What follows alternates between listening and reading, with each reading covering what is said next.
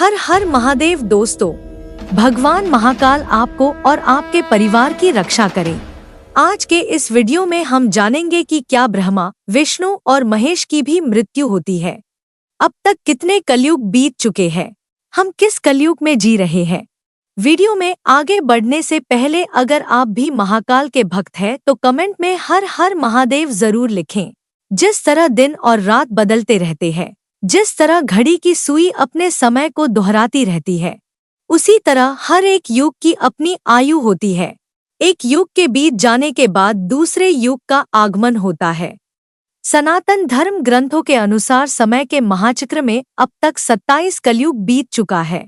हम लोग अभी 28वें कलयुग में जी रहे हैं। हिंदू पुराणों के अनुसार ब्रह्मा जी की आयु 100 दिव्य वर्षों के बराबर है। यह मानव वर्षों के करीब 311 ट्रिलियन वर्षों के बराबर होती है। ब्रह्मा जी का एक दिन एक महायुग के बराबर होता है और एक महायुग जो 4 युगों से मिलकर बना होता है।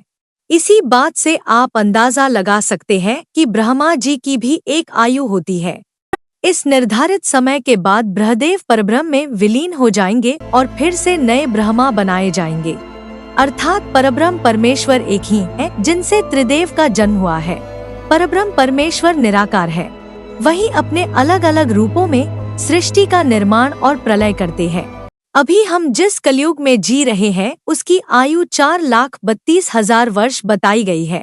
भगवान कृष्ण के मरने के बाद ही धरती पर कलयुग का आगमन हो चुका था। जिस समय धरती पर कलयुग का आगमन हुआ था उस समय राजा परीक्षित धरती पर राज करते थे। उनसे कलयुग की लड़ाई भी हुई थी, लेकिन कलयुग ने राजा परीक्षित को अपने जाल में फंसा लिया। कलयुग ने राजा परीक्षित की बुद्धि भ्रष्ट कर दी, जिसकी वजह से ऋषि के श्राप के कारण राजा परीक्षित का स्वर्गवास हो गया।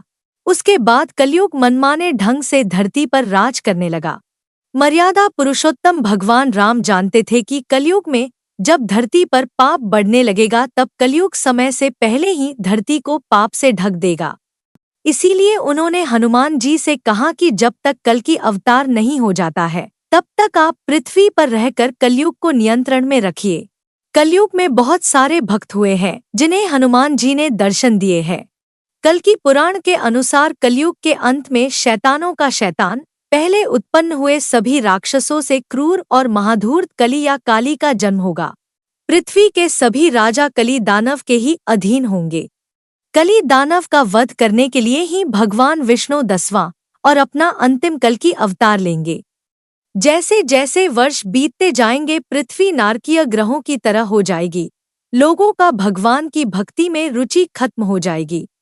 भगवान के भक्त, साधु, संत और महात्मा इतने दुर्लभ हो जाएंगे कि लोग उनका मजाक उड़ाएंगे और जानवरों की तरह उनका शिकार किया जाएगा।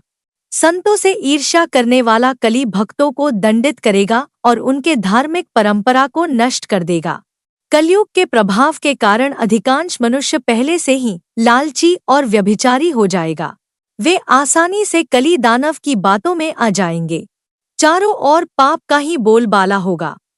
तब भगवान कल की काली दानव का वध करके पुनः धर्म की स्थापना करेंगे। उसके बाद फिर से सतयुग का आगमन हो जाएगा। अगर आपको कहानी पसंद आई हो तो वीडियो को लाइक और चैनल को सब्सक्राइब जरूर कर ले। हर हर महादेव दोस्तों।